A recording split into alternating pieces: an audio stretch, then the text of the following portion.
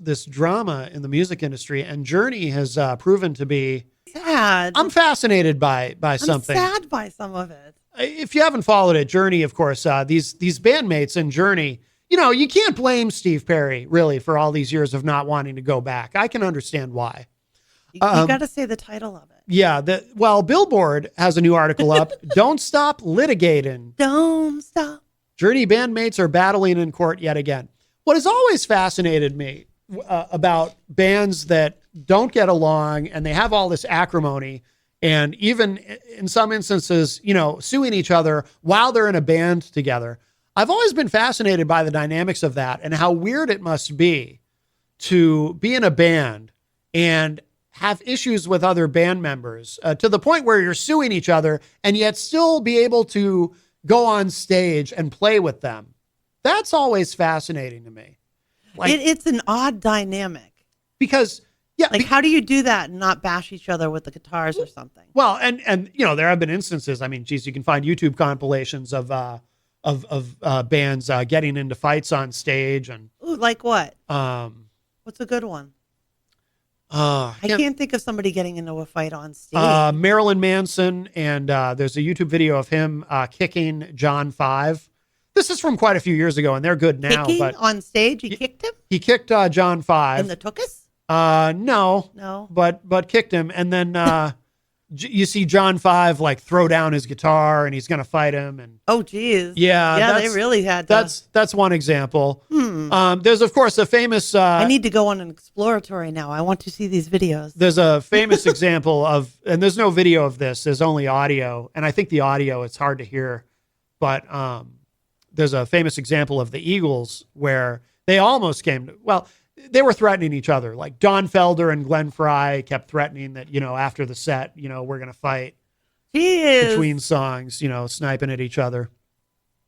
That kind of thing. So, but this is, I feel like there's good reason on this one.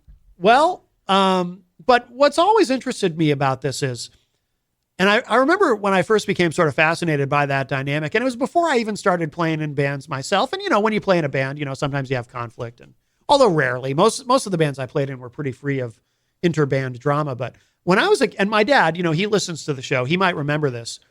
When I was a kid, I watched a documentary with my dad, and I don't remember if it was a documentary specifically about Brian Adams? No. From the Beach Boys. Oh. Brian Wilson. I don't know. I don't remember if it was specifically about Brian Wilson or if it was a broader documentary about the Beach Boys. But there was a point, and it was really when they were kind of at the height of their fame, where they were touring, and the group, and obviously the Beach Boys has a bunch of members, they had kind of split into two factions, and because they weren't getting along. Like there was the Brian Wilson faction and the Mike Love faction. I didn't even know that. And they would actually enter the stage when it was time to play. They would enter the stage, both factions from opposite sides of the stage, so that because they tried to keep apart, almost like two rival gangs. And so they would keep apart, before and after the show. The Sharks. But they would actually enter from opposite sides. And then, of course, they wouldn't interact at all, except for playing these songs together. But, that's going to be so bizarre to stand on a stage playing music. You would think so. You're together, but you're not. Well, also, how does that work? Do they because they're not going to play their guitars and lean into each other, right? Yeah, so they stay do they have you stay away 100 feet from me on the stage? Yeah, don't cross this line. They're going to take a piece of tape and put it down the middle. This is my side. Yeah, it's so weird. But I also wonder too about practical things like how do you even write a set list if you can't even speak to each other? You know what I mean? They have an intermediary. How does that work? Or there's probably one person who is in charge of that. Got the legal pad of paper, and he's going back and forth. We want to play these songs. Yeah. Okay, I'll go to the other faction. Can you agree to these songs in this order? No, we need to move this and this, and then go back. That's got to be oh boy. Yeah, it's got to be very. They probably strange. have lawyers negotiating everything, and have documents on how the set is going to run and how much time each one's going to get. That's terrible. Yeah. And this is sad. It's all these bands from when we were younger are suing each other. You know what I mean? Like Daryl Hall and John Oates have got lawsuits, and Journey's got lawsuits, and everybody's against each other. But in weird ways. But the weird thing with Journey is some of this litigation that's been going on between Jonathan Cain and Neil Schon has been going on for years. Like they've been out on tours while there was active litigation between them. Yeah. So that's like, that's a step further than just not getting along or not really speaking to each other much. But they have themselves set up as a company with directors. Yeah, which Steve Perry is still a part of, by the way. Yes. Oh, and then there was that weird thing a few years ago where, for this thing, I think Jonathan Cain and Neil Schon were on the same side, where Ross Valerie and the other guy's name, I can't remember now, Steve something, they actually tried to take over the company. They tried to do some weird legal maneuvering where they were going to take over ownership of the company. Oh, like a hostile takeover. That controls Journey. Yeah. And that's why they ended up getting kicked out of the band, was because they tried to take over. And I think Steve Perry even got involved. Again, he's not in the band, hasn't been for decades now. Who sings for them now? Arnel Pineda. He's been in the band for a long time. Yeah. He's been in the band a long time now. But, okay. So let's get into some meat. Schon was sued by Cain because Cain says, you unfairly blocked me from the company's American Express account. But Schon is saying, yeah, but I did that because you're misusing it, and you're using money to pay for like you and your wife's hotel room. So it's always the money. It's always the money. It's always the money. But Cain is claiming that Schon has spent up to $10,000 per night for hotel rooms during their most recent tour. $10,000 a night. Where are you staying? Where in the heck are you staying? Well, it's Journey. They're famous. Oh my God! Like you could rent a home for somebody for a year for one night stay in this hotel. It's insane. Who spends? Why? Why do you spend $10,000 on a hotel room? What? You're barely gonna be in it. I mean, if it was somebody like Motley Crue, back in the day, you would figure, well, they probably wreck everything, and they did. That's why they needed $10,000 for a night, though, because they had to replace the hotel room. But I don't think Jonathan Cain is throwing a couch out a window. It sounds like he's being exorbitant in his spending. Yeah, So Cain and Schon each control exactly 50% of the company. Yeah. So you've got heads just solid into each other, which is not the same as ownership. We should clarify that. Control versus ownership is different. Right, yes. Right. Because like I said, Steve Perry still owns. I don't know the guys who are cast out of the band. I don't know if they still own part of the company as well. Like I said, they tried to take control of it, and it got them fired from the band. But that doesn't mean they don't still own stakes in the company. But yes, Neil Schon and Jonathan Cain. And by the way, there could be any number of people with stakes in the company. I mean, it's not even limited to the band members themselves. And for those who don't know, Neil Schon, of course, is the guitar player, and Jonathan Cain is the keyboard player who occasionally plays guitar on some songs that don't have keyboard, like "Stone in Love," for example. It's like they're going head to head. So another one of the issues that these guys are doing is one of them will fire somebody. And then maybe a few hours or days later, the other one will rehire the same person that got fired.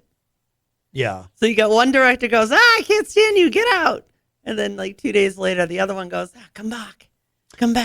Well, here's what it's like tit for tat. I'm going to get you. This is, Yeah, it's no way to run a business. No, this is terrible. I mean, and I can't even imagine can you imagine being an employee? If you got to worry if one director doesn't like you, they might toss you. So you got to stay on somebody's good side to stay in the company. Well, this is from Billboard.com. It says a never-ending legal battle between Journey members Jonathan Cain and Neil Schon erupted again this week, with Cain filing a new lawsuit against Schon over claims that his exorbitant spending is threatening to cripple the band's touring operations. In a complaint made public in Delaware court on Tuesday, July 30th, Cain claimed that Sean's alleged spending, including unilaterally chartering private jets and charging personal expenses to their shared American Express card, has led to a deadlock that must be resolved. Cain's lawyers write, quote, the deadlock between the company's directors is now interfering with the company's ability to take even the most basic actions and is causing significant disruptions in the smooth operation of the company. The problems pose a severe threat of harm to the company and to Journey's storied history of musical greatness, unquote. Legal battles are nothing new for Sean and Kane, the two remaining members of an iconic rock band that still is printing money decades after its Don't Stop Believin' heyday. Back in 2022, Sean sued Kane over allegations that his bandmate had unfairly blocked his access to the American Express account, interfering with the band's activities and delaying payments to crew members and vendors. A few months later, Kane sued him back, claiming he had placed those restrictions on the Amex to stop Sean from misusing the company card, including spending $400,000 in a single month. So they both accuse each other of overspending. The new case, filed in Delaware's Chancery Court, largely rehashes those same disagreements over spending, like Kane claiming that Sean has, quote, spent up to $10,000 per night for hotel rooms for him and his wife, unquote, during their most recent tour. But in technical terms, the new case focuses narrowly on the governance of Freedom 2020 Inc., a Delaware-based corporate entity that they created to operate Journey's touring. Since Kane and Sean each control exactly 50% of the company, the lawsuit says the two have reached an impasse that has spilled into other aspects of the band's operations, like managing their staffers. By the way, yes, the reason this company exists to begin with, this Freedom 2020 Inc., is because apparently a number of years ago, this, if I'm remembering this correctly, this is what I've read, because I've tried to follow all the Journey drama as much as possible. And I am a fan,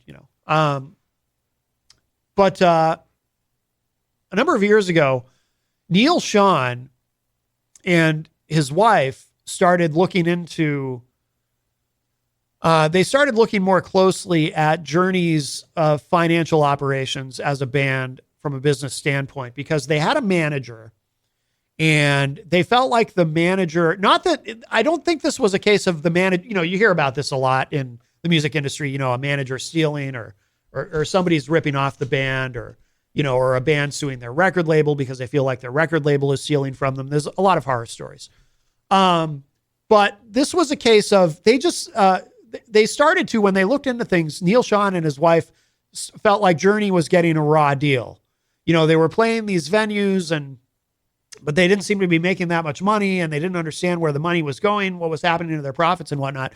So I think they just basically fired their entire management team at the time and said, we're going to run everything ourselves. Other artists have tried to do that. It's hard to do at that level. Years ago, I saw a documentary about back in the 90s when Duran Duran tried to do it. They actually tried to, they fired their management team and said, we're just going to do everything ourselves. We can do everything ourselves. Why are we paying out all this money? And, yeah, I didn't know they did that. They did. You might not have known, because unless you happen to see this particular documentary, because it didn't last long. They did it. They tried it. And they said, oh my God, we are in so far over our heads.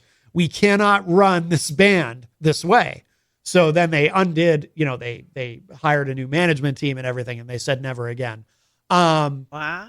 Kiss during the 80s, for a long period of time, they didn't have a manager per se. They had the accounting firm they were working with, Glickman Marks, was kind of their managers, in that they kind of ran the business of Kiss, but Kiss was essentially self-managed. Actually at a couple of points during their career, and they managed to pull it off. Gene's a real business-minded guy, though.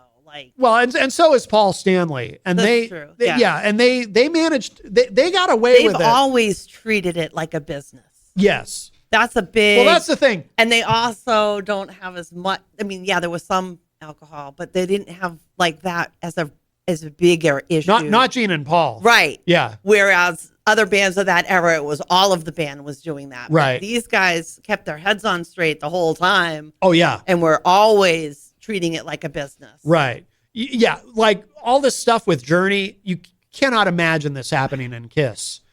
anything like this would never happen in KISS. So again, this is from billboard.com. In technical terms, the new case focuses narrowly. I'm sorry. I read that part already. Let me go down here. So, Kane's lawyer, this is what Jonathan Kane's lawyers say in the lawsuit. Quote, petitioner and respondent are deadlocked with regard to issues concerning the hiring and firing of company employees and band crew members. It is common that one director will terminate an employee or crew member, and hours or days later, the other director will rehire that same individual, unquote, as you mentioned earlier. The lawsuit claims the strife between Kane and Sean has also led to other problems, including disagreements about whether to accept an advance from AEG for their most recent tour, the purchase of cancellation insurance, and other problems. Kane's lawyers write, quote, the deadlock between petitioner and respondent has created a toxic internal environment. Rather than focusing on the band's performances during a major international tour, the band's members and crew now find themselves caught in the middle of the director's disputes, afraid of performing their job responsibilities, and pressured to align with one director or another, unquote. That's horrible work environment. Oh my oh, gosh. Yeah. The music Can you imagine? The music industry is hard enough without all this. Talk about hiding from your bosses. Oh, yeah. Quick, get in the bathroom. They're coming. Or hiding from one of them. Exactly. Well, I'd be hiding from both of them. I just don't want to be in the middle of any of this. I think in this situation, probably some of them, they hide from whichever one fired them and try to stay close to whichever one rehired them. The other one doesn't see me. He won't know I got brought back. Yeah, exactly. Oh, jeez. It says here, as a solution, Kane is asking the court to appoint a neutral third director of the company who will be able to issue the tie-breaking vote during disputes over key issues. Well, they're like divorced parents fighting over their children. Well, what they need is a manager. See, it sounds like they don't need have a third person to be. Well, they're supposed to have a third person, but it doesn't really go into the much. Yeah. Well, it sounds like whoa. That's because I jumped ahead. It sounds like they don't have a manager either. Right. So they're running everything themselves. I think there's managers to a point. Well, because part of what a manager of a band does is say, like if there's a dispute like this, the manager says, look, we're going to do this.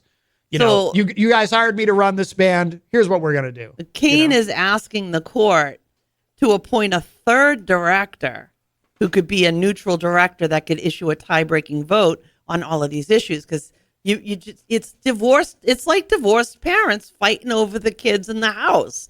Yeah. That's you got these two equal in ownership. I mean, equal in decision making, right? 50-50 directors, and they don't agree. Yeah. And they not only did they not agree, they set out to go against the other one. Oh, you fired so and so. I'm gonna bring them back. Yeah. So this is it's sad. It's sad to see all of this happening, but I mean, you look at some of the stuff he's reporting. Kane is claiming he put the restrictions on the card because the other guy, Sean spent $400,000 on the American Express card in 1 month. 1 month. Yeah. I think I could live off of that much money for the rest of my life. And he spent that in 1 month. Yeah. That's crazy. And American Express is the one that you got to pay off everything the next month. You can't carry a balance on that sucker. So if one dude does $400,000 and everybody else is even just using it reasonably like they're supposed to, that's a heck of a month bill to pay. Jeez, you could buy a house, buy a couple of houses. Yeah. You could do a whole lot with that. That's crazy.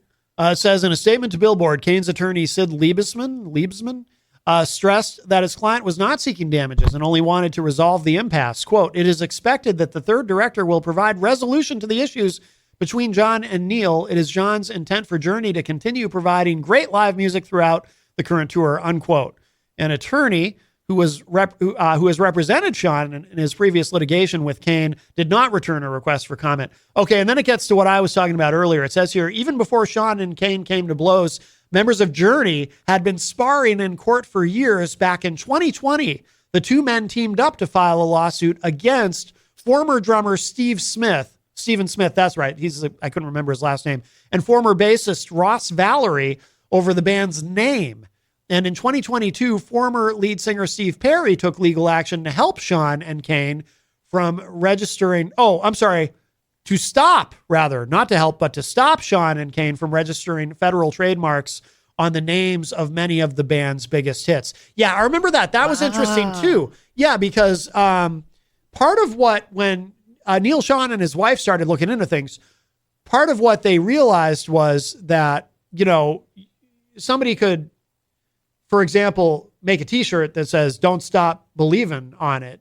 And, why aren't we making that money? When people hear "Don't Stop Believing," they think of our song. We should register these trademarks. And Steve Perry's going, "Wait a minute, I wrote those lyrics. Why do you get to trademark that?" So he actually helped prevent them from doing that. Why wasn't it done under the company? Like, it makes, I get what they're saying. Well, it probably was, but Steve Perry said, "Nope, you're not doing that." Well, I don't blame him. I don't blame him. Like you said, he still has ownership. Yeah. He may not be in the decision room, which it sounds like it's not a fun place to be anyway. Right. I wouldn't blame him one bit. Yeah. It's awful how these bands have devolved into this. You know what I'm saying? Like, yeah. When I can think back when I was a kid and they look so fun and happy. Like, what happened to you guys? You were fun and happy. Now they're suing each other. Although I can't blame them. All right. I'm sorry. If we had a business and all of a sudden you're looking at a $400,000 bill on one of your charge cards by one person in the business, I'd lose my mind. Yeah. I can't even imagine seeing a bill like that and not losing your mind. And what is the other guy thinking? Is he going like, "I deserve this, so I'm just going to keep pulling this card out. Like, I deserve this." I mean, you got to tell yourself something to talk yourself into making it sane to rent a $10,000 hotel room. I disagree. I don't think you have to talk yourself into anything at that point. When you're that rich and you're that famous, I think something happens psychologically where I don't think I think that's the problem. They don't have to talk themselves into anything. And a lot of famous people who've been very wealthy, who then they go through a thing where they have it and then they lose it all. They talk about this, how at the height of their fame and wealth, they just kind of assume, they get into this mindset where they just assume it's going to be that way forever. They're going to be super famous forever. The money's going to be coming in forever, so they can spend as much as they want to and never have to worry about it. And it just becomes a thing. And in Journey's case, not that I'm justifying it, but you can almost see where, because here in Journey, you have a band that was at their peak in the 80s, but has actually still managed to, haven't had a hit song in decades, but they still love the classics. And they still do so much business touring. Yep. They can still tour arenas and still make so much money. And that's really where the money is anyway, that and merchandising. And so in their case, the money actually has never stopped coming. So, but there's a grotesque greed that's involved in that. I'm sorry. Because, I can't, if I had all of us, I won the lottery. I have money now. I wouldn't want to go buy a ginormous freaking mansion that costs a fortune to run and takes incredible amounts of work to clean. I'd want a nice little small place that has a little garden, makes me happy, and money in the bank to sustain me for the rest of my days. It's always mind-boggling when you look at some of these people and it's like, why did you buy that ginormous house for two people? How does that work? Why is that worth it? Yeah. Why is it worth it to have a $500 electric bill and, I imagine a $300 gas bill? I can't imagine how much it costs just to run the house itself.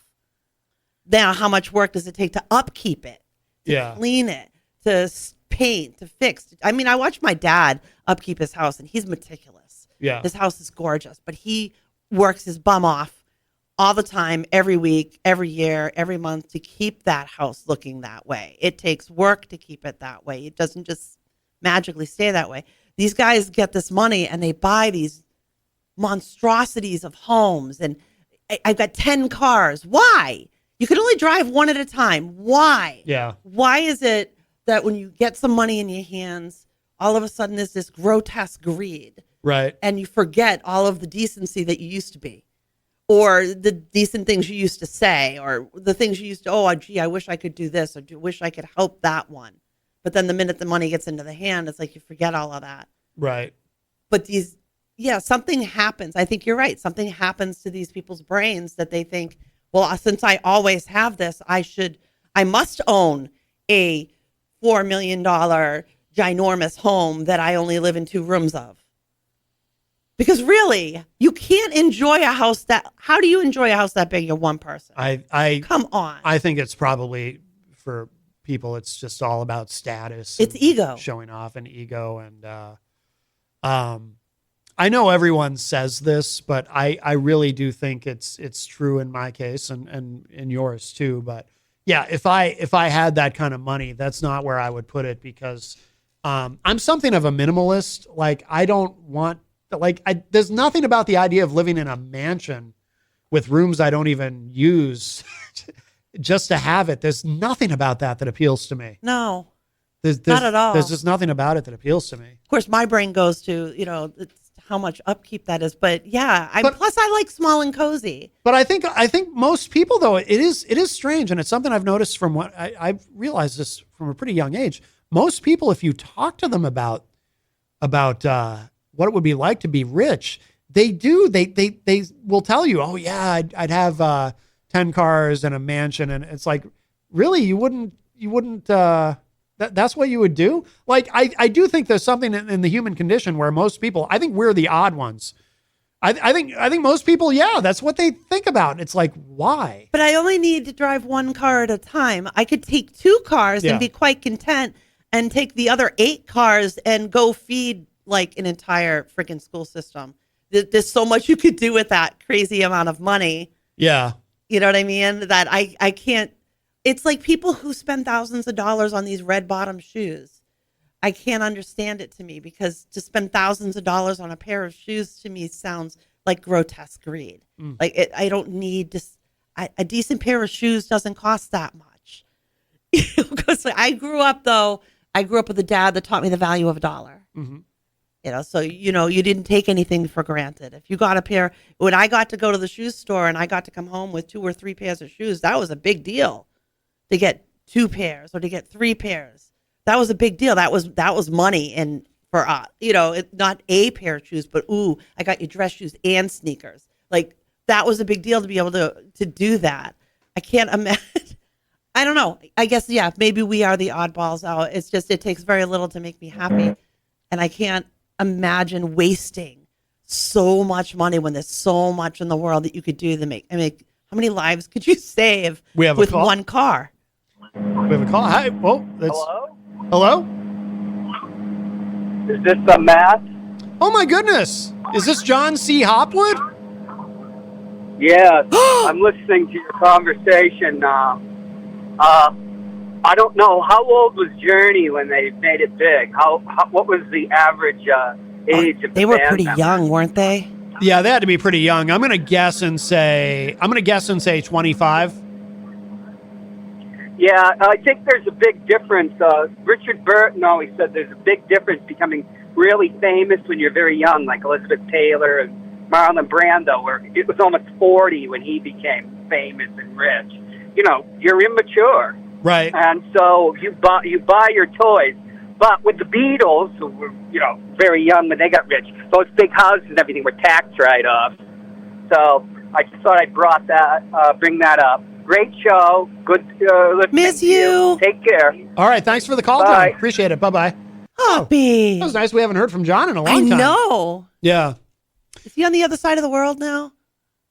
I'm not sure. He sounded like he was on a train or something. It was very loud. No, it was nice to hear from him, though. Yeah. I wonder, to John's point about how they were very young. Well, that has an aspect, of course, because when I was younger, I was very stupid. Now that I look back on myself, and I wonder John's observation. I wonder if that's got me thinking: is that part of the problem? If you do become so successful so young, and you have all that money, you establish a pattern. As a hypnotherapist, we talk a lot about patterns. you establish a pattern of spending recklessly and foolishly and not practically. And so, whereas, as John said, like Richard Burton, who, didn't become wealthy until he was in his 40s. If you become wealthy at an older age, you're going to be more practical and maybe not be so foolish as to just assume this gravy train's going to go forever. And again, in the case of Journey, it actually has gone forever, but a little more practical with your money. I don't know. I mean, I think that's an interesting point. It is like to spend money the way that was being spent, you have to have the mindset of there's no bottom. There's no, my wallet will never be empty. Right. It's got to be your feeling if you can sign up for a $10,000 hotel room. I mean, that's just mind boggling to me. 10 grand for one night is so insane. Right. I just can't. I couldn't do that. I could not do that and look myself in the mirror. I just couldn't. Yeah. I couldn't. I could freaking fill a food pantry to the ceiling. How could I spend 10 grand on one night in a hotel? What does this hotel have? The other thing too about age, because like I said, John brought up, they were probably very young when they established these patterns. And I said the same thing when we were talking about I've said this actually, when we talked about the Daryl Hall versus John Oates lawsuit, and also in talking about Don Henley. It's like these guys in Journey now, they're in their 70s.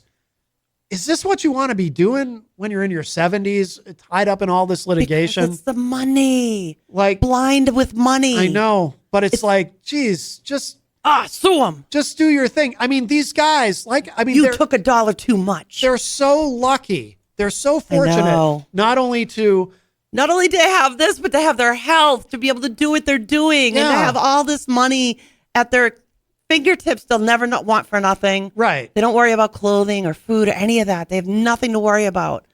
But this is what Journey's canceling shows now. This is what they're gonna spend their time on. And this is how they're gonna go out. At this point in life. Which is sad as heck. Yeah. Oh yeah.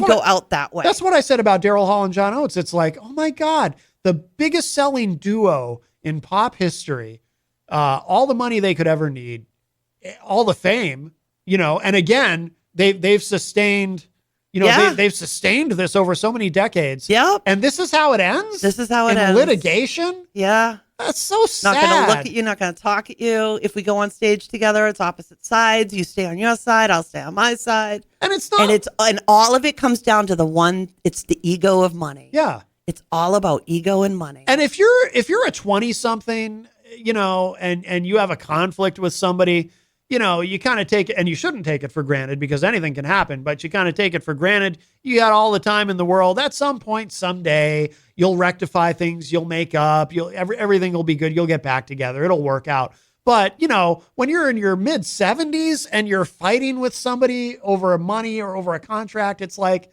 again, I think of Daryl Hall and John Oates because I grew up such a huge Hall and Oates fan.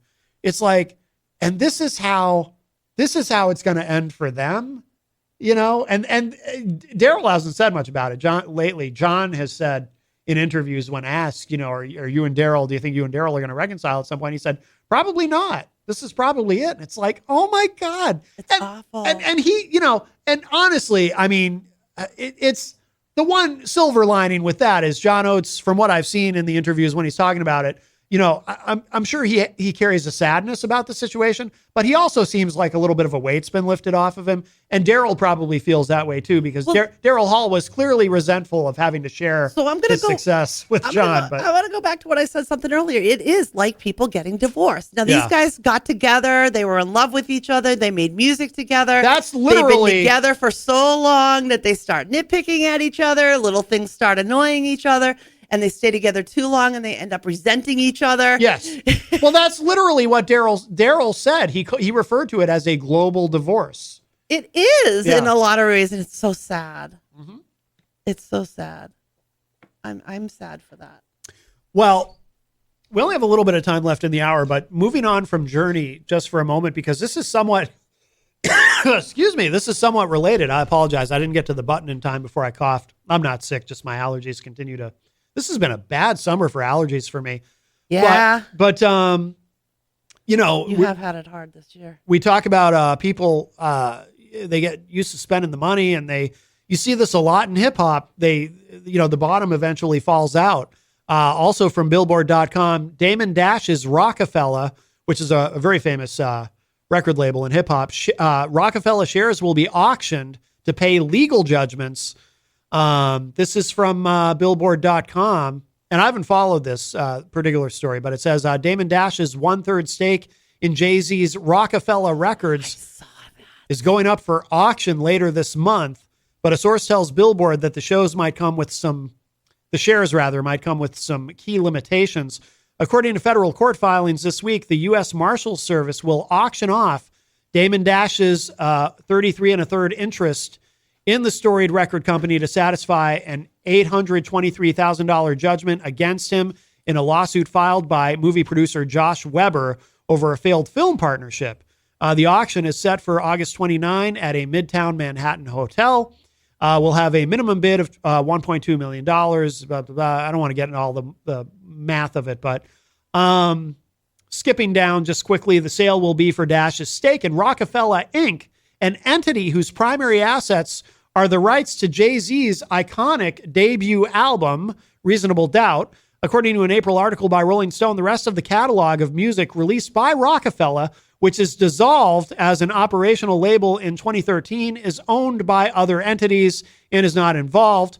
The owner of the other 2/3 of Rockefeller, label co-founders Jay-Z and Kareem Biggs Burke, have already attempted to stop the auction, including making changes to the company's bylaws and intervening in the lawsuit, but a federal judge rejected such opposition in February. And we won't go through it. This is a long, involved article. Maybe we'll revisit this in the future, but I do have to wonder if some of the attorneys involved in this are, do they hire law firms that have also been used by the members of Journey in their legal misadventures with each other? It just goes on and on.